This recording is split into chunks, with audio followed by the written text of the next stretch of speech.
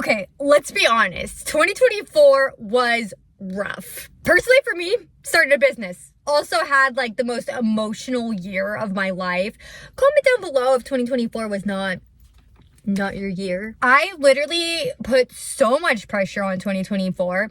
My birthday is July 24th.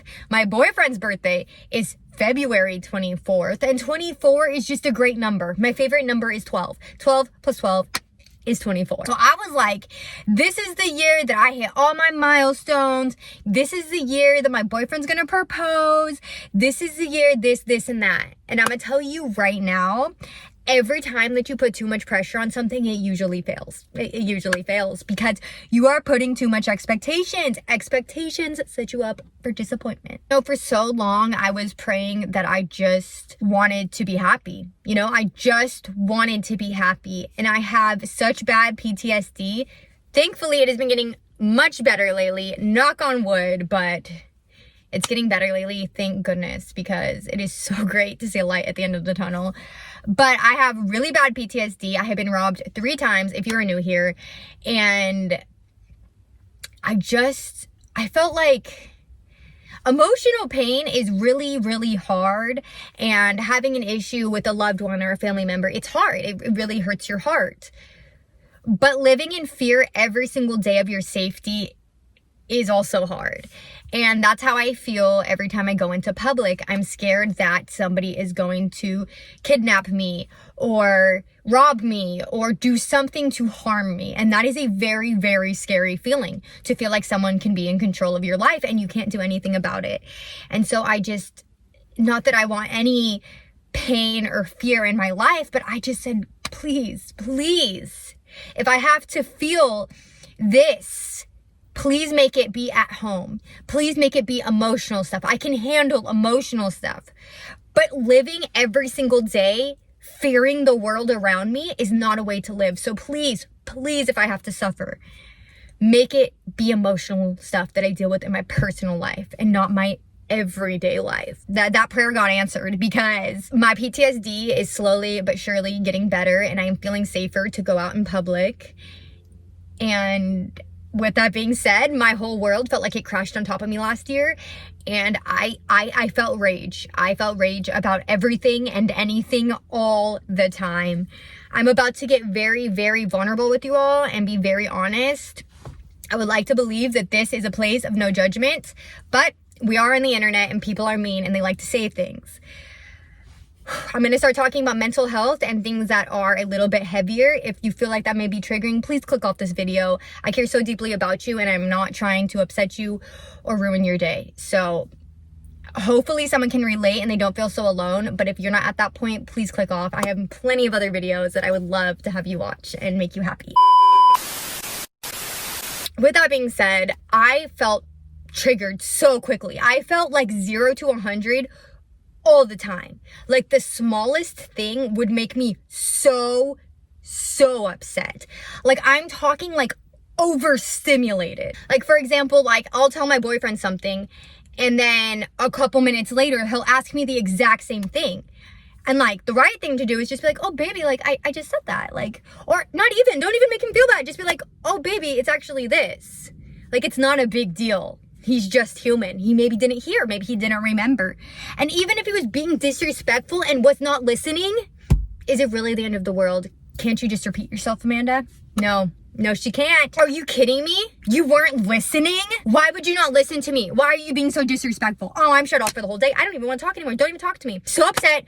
I feel like we are in this whole blown out argument now. Problem here is that my boyfriend doesn't know that we're in an argument and he doesn't understand why I am so upset. Why I have now told him that for the rest of the day, I would like to spend it alone. And it's really hard because logically, I can see that like stuff like that should not make me that upset. It really, really shouldn't. But in those moments, I feel rage. I feel upset. I feel angry. I feel so overstimulated that I need to get my aggression out. Like I want to hit things. And I don't believe in violence in the uncontrolled way. Like I think boxing and all of that is super cool. But I don't think that we should be hitting and getting in fights just because. And so you will not catch me putting my hands on other people, but I want to throw things. I want to hit the wall. I want to just let it out because I literally feel like I'm going to explode in those moments. Like literally feel like I'm going to explode if I do not let it out some way, somehow. Explaining that to someone that has not experienced that is very hard because people just tell you, well, just control yourself. Well, just do this. Well, just do that. And it's like, all right, let me just do that. Because, I thought that the right thing to do was to hit things and scream. But actually, let me just try to be calm. Actually, oh my gosh. Actually, that never crossed my mind to be calm. Thank you. I did struggle from a lot of stuff in my childhood that has had an impact in my adult life. 100%. Unfortunately, I feel like a lot of us struggle from childhood trauma. And it is very, very real. And the trauma part of your brain is a different part of your brain. All of this is very, very real. And the trauma part of your brain is not logical. But with that being said, at some point, you have to take ownership of it. I mean, me personally, I'm 28 years old. And yes, it plays a factor in my life.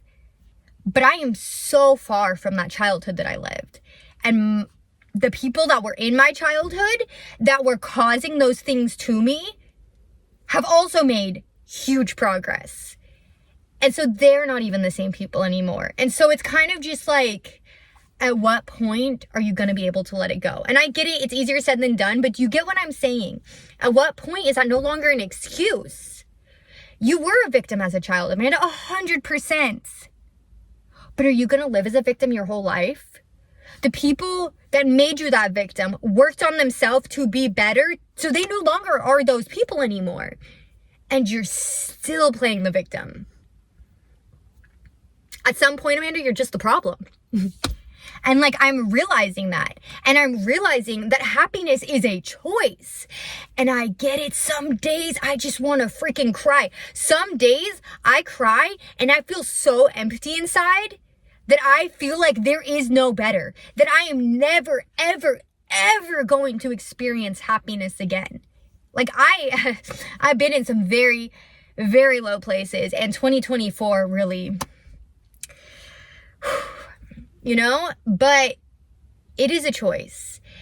And I was watching this podcast the other day. She was talking about how you can retrain your brain. And for example, say you get a red car, and then after you get that red car, every time you're driving around, you see a bunch of red cars. And you never saw a bunch of red cars until you got this red car because you're reprogramming your brain to always see those things.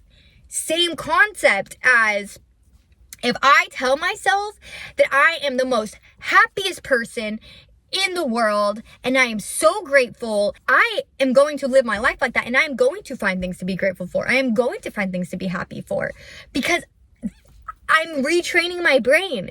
And the more that I practice gratitude, the more that I tell myself that I'm going to have a good day, I will find those things. But just in reverse, if you tell yourself you're going to have a bad day, if you tell yourself this and that's negative, it is going to come to you. It absolutely is going to come to you. If you're looking for something hard enough, you will find it. I'm trying to become a confident, happy, calm, patient person. And I feel like this kind of falls into fake it till you make it, but also putting in the work so you're not 100% faking it. Something that I really struggle with is being patient, which is really awful because I need so much reassurance. I want people to be patient with me. I want to be treated like a little princess. That's very one-sided though, and I didn't realize this, and it was very hard for me to accept this because no one ever wants to be told something bad about themselves. But at the end of the day, you have to realize who it's coming from and why they're telling you those things. Someone very close to me told me, you know what, coming across very one-sided, and you want all of these things, but you're not giving them in return. You're not being patient. You're not being understanding. But then you want everyone to be patient, understanding with you, Amanda, and that just makes no sense. I'm sorry, but you can't get so upset with people when, how dare you not be understanding? How dare you not be patient with me? And then you're not even patient with people, Amanda. What? And for so long, I fought that. For so long, I said, I'm not one-sided. Absolutely not. It's different. You don't understand. It's different. But it's not. It's really not. Maybe it's not the exact same scenario, But it's the same type of situation. At the end of the day, patience is patience. Like, I'm really working on that, and I'm starting to realize that I'm not so alone in things, and that a lot of people do struggle, and they're just putting in the work. It's not just because they have this amazing life that it just comes easy to them. Maybe some people had a great upbringing and live this amazing, happy life, but it's very hard to believe that that's the majority of us. Unfortunately, we all struggle with our things because we are all human and we're all going through this human experience for the first time. I feel like realizing that helps me not only give other people around me grace, but realize that just because I don't get things right on the first try, it's okay, because I can try again and I can keep trying until I figure things out. So, for example, my mom has worked on her patience and she is just like thriving. Like, she is amazing. I'm so proud of all the progress she's made. You know, we grew up together. My mom got pregnant with me when she was 17. So we have really grew up together. On Christmas, I was telling her, I was like, you know, I just struggle so hard with patience, and I have these outbursts and I'm so upset and I can't control them. But almost every single time after these outbursts, I feel awful. I feel so bad, so small, like the worst person in the whole world. Because 9 times out of 10, these outbursts happen to the people that I care the most about. And it wrecks me to think that I hurt them and made them sad or anything like that, you know? And it's an endless cycle of blowing up and then feeling bad. And then feeling depressed for a while. And then feeling a little bit happy. And then blowing up. And then feeling depressed for a little bit. And then feeling a little happy. And I feel like because it was such an up and down cycle last year, anytime that I would feel that little bit of motivation, that little bit of happiness, if it got taken away from me or ruined, oh, that is when I would really lose it. How dare you ruin my day when I was having a good day? How dare you ruin my day? You have ruined my day. Get away from me. I don't want to talk to you because now my day is ruined. Yeah, it's 8 o'clock in the morning, but guess what? It's ruined. It is ruined. No. Did y'all watch 27 Things I Learned in 27 Years? I'm pretty sure I told you that at any point in your day, if you're having a bad day, that you could restart your day. Did I not tell you that? Again, not practicing what I preach, but I feel like if I want this year to be a good year, I need to be honest with myself, because if I'm not honest with myself, I'm not going to grow, and I am just going to continue to stay comfortable in these bad habits. And I want to be a good person. I want to be a good partner, a good person, a good family member, a great friend, and an amazing business owner. Yeah, because I felt like I didn't have a lot of good days. When I did have one and it got ruined, and I think it's just because I felt so sad and hopeless last year that I was trying to hold on to any good that I felt like I had in my life. And I didn't know when I was going to get another good day. And it's just, it's really crazy to think, you know, I feel okay opening up, like fully opening up to you guys now, because I am a little bit past it. Every day is a struggle, but I have made a lot of progress throughout the year last year. And it's just so crazy that I was able to keep a business going an entire year when I was probably having one of the hardest years of my entire life. Like, emotionally, I felt broken more days than not. And I started to see things differently than I used to see things, because now that I'm getting older, I'm starting to see people or children the ages that I used to be when I went through some pretty traumatic things. And then seeing those children and realizing how small they are and how young they are. And then thinking about all the awful things that happened to me when I was that small and I was that young. And I guess just wanting to give little Amanda a hug and wanting to tell little Amanda that you didn't deserve this. And that it was never your fault. And then it's okay. It's okay, Amanda.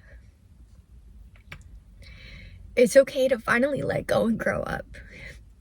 Because there's a beautiful life out there for you. You have this amazing business. And this great boyfriend. It's okay. It's okay to finally forgive yourself. Because it was never your fault. But I think seeing how young these kids look and how small and innocent and helpless they look, it filled me with a lot of anger. It did. It filled me with a lot of anger. Because how could people treat a child like that? And I felt like for so long, I didn't have a voice. And for so long, I didn't get to make my own decisions. And I feel like something just came over me last year where I just finally didn't want to stand for anything. I didn't want to be told what to do. I didn't want to be disrespected. I didn't want any of that. I think in trying to get my power back, I caused so many issues in my everyday life because it's getting taken out on the people that didn't cause this pain. Because I am finally just ready to have a voice. And it's like, it's coming out too strong. It's coming out too big. Because what you say can still be powerful without screaming and hitting things.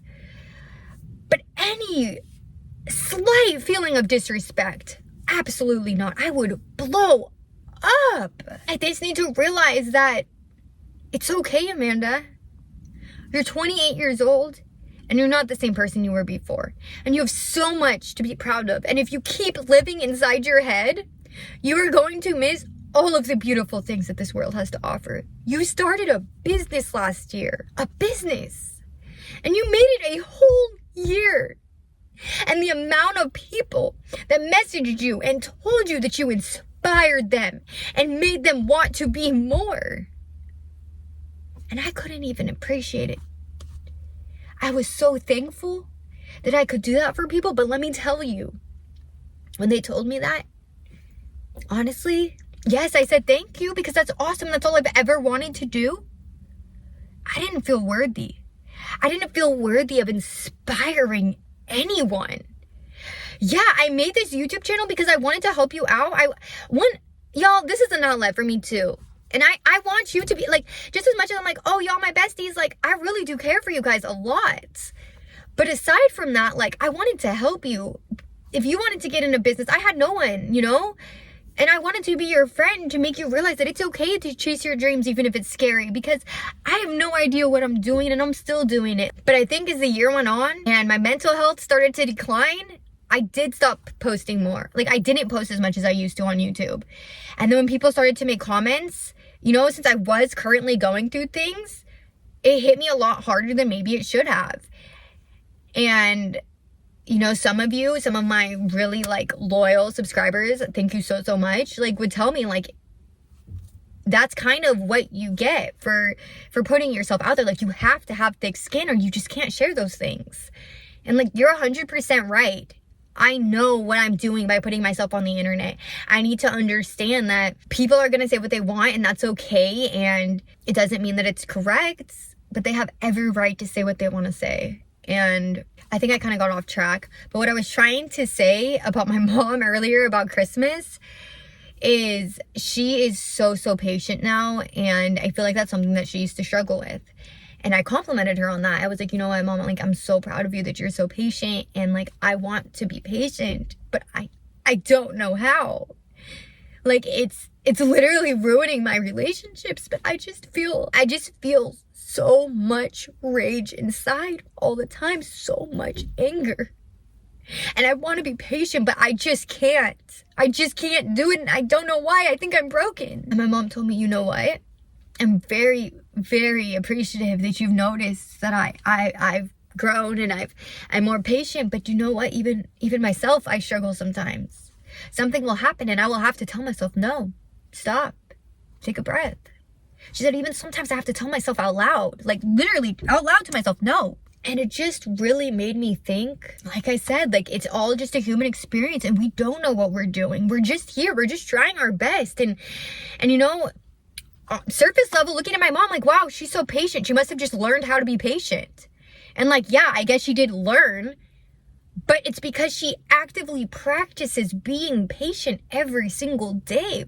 And in those moments of weakness, she takes that breath. She tells herself to calm down because it is what it is. And I think that was my problem, is I felt like I needed to be healed. I felt like once I just figured everything out, I would be better. But guess what? Life is always changing. You always have to adapt and you have to go with the flow. And maybe one day maybe I'm going to be the most patient person ever. And then one day something happens and it really sets me off. That's why in those moments, it's so important to practice those skills of breathing, taking a moment, talking yourself down, because there is no shame in that. I know that 2025 or the new year doesn't necessarily mean new year, new me, but it is a great way to measure your progress. I just want to be better this year. I don't want to have outbursts. I'm telling myself, like, we can do this, Amanda. We're going to make it through 2025 and we're going to do amazing and we're going to be patient and we're going to practice everything that we want to be, because I feel like the more that I practice who I want to be, the more that I act like the person that I want to become, the easier it will happen. It will just happen before I know it. And so at times where I feel impatient, I'm practicing in those moments, because I feel like if I practice, one day it won't be so hard. I'm not saying that it will ever be easy, but it won't be so hard. And so I actually have an example from last night. I work out very, very consistently, and I am making progress in my body, but I think why I am is because I'm not focusing on making progress in my body. I'm focusing on just showing up. And then from there, I feel like it really helps my mental health. And that's it. I'm not tracking it on, I don't go on the scale. None of that. But yesterday I was taking some pictures and I saw my stomach, like I took some pictures, and after I took the pictures, I was like looking at the pictures after, and I saw my stomach and I was like, oh my gosh, like, when did I make that progress? Like, I'm not where I want to be with my body yet, but also like, whoa. So I go and show my boyfriend because I'm like super proud of myself. And I'm like, oh my God, look at this picture.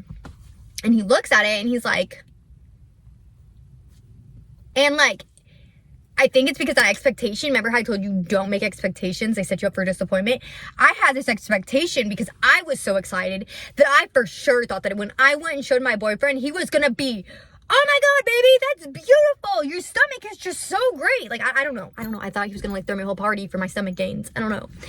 So when I didn't get the reaction that I was hoping, it made me upset. This is my problem. I definitely need to learn how to regulate my emotions, because it didn't make me feel hurt. It didn't make me feel sad. It made me angry. I felt so angry that I put in all this work and made all this progress, and I came to come show you, and you don't care. But I don't want to argue with my boyfriend. I don't want to feel angry. And it really was not that big of a deal. Whether he congratulated me or not, the progress is still there. My tummy still looks that way. So really, why am I getting upset? I'm still proud of myself. And so I felt myself getting upset, and I didn't want that. So I looked at him and I said, I was really proud of myself, and you didn't say anything. You almost acted like something was wrong. And that's when he kind of like realized, like, oh shoot, like that was not what I was trying to do. He said, hey, like, I'm like starting to walk away because I feel myself getting angry and I don't want to disrespect him. I don't want to treat him in a way that he does not deserve. He technically did not do anything wrong. And he goes, hey, I'm sorry I didn't give you a huge reaction. I've noticed that your body looks good. I knew that your body looked that good. Like, I knew that. I've been knowing that. I've been knowing that your body was that good. So it wasn't really a surprise to me. And it's like, if you really think about that, like, that's so sweet that he's been noticing my progress on a daily basis. And so like, it wasn't a surprise to him because he was already proud of me. But I was upset. I was still upset, but I was still trying to keep that in my mind, even though I was upset, and being like, okay, well, that's sweet. Not only did he take a moment to kind of explain himself, but his reasoning is actually really sweet. But I still felt that anger. But logically, I knew that like I shouldn't be upset anymore because yeah, he made a mistake or whatever, if you even want to call it a mistake, but he fixed it right away. So he's already fixing it. So that should make me unangry, right? But I still felt upset. So I said, I understand what you're saying. I really appreciate it. I need to go. And so I just walked away. And thankfully his phone started ringing in that moment. So it really forced us to have time apart. But he got off the phone and I went into the bedroom. And so when he got off the phone, he came into the bedroom and he was like, hey, like, you know, and we kind of like touched bases. And I was like, you know what? I was feeling very upset. I was feeling very ragey in that moment. And I completely see where you're coming from. And I really appreciate you, after realizing that it hurt my feelings, really trying to like talk to me and work it out. And I didn't want you to feel like you did anything wrong, because you didn't. And that's why I needed to separate myself. And I hope you don't feel like I was pushing you away. And he was like, no, 100%. I saw the whole thing happening. I saw you coming to show me, and then I saw your whole emotions change, and I saw you work through all of it. And honestly, I'm very proud of you for separating yourself so you could take that moment, you know? And then it's just like, wow, like this ended so differently. Like, if I would have just sat in those feelings and just kept like whatever and like fed into them, like we could have been in a huge fight. We could have, you know, it really could have actually ruined our day. But because I'm trying harder to regulate my emotions and see, is it really worth getting that upset? Like, it's saving the day. And I just hope that the more that I work on this, that I won't feel these such extreme feelings so often. Just gonna keep working on it, and I'm gonna get better. I will get better, because I am gonna work on it. And 2025, this girl's gonna regulate her emotions. I don't know. I just wanted to talk to you all and be honest. You know, I'm always honest with you. I've never lied to y'all, but I feel like it was time that I fully just opened up, because I know that I cannot be the only one that is going through something. I also know that I'm not the only one that kind of had a rough 2024. So here's to 2025. I hope it's better. It will be better. And here's to growth. Here's to confidence. Here is to accomplishing anything we put our mind to. Make sure to drop down in the comments something you accomplished in 2024, something you'd like to accomplish in 2025, or just something positive, because we need more of that in the world. Until next time, bestie, I love you so much. This year is our year. Till next time, bye.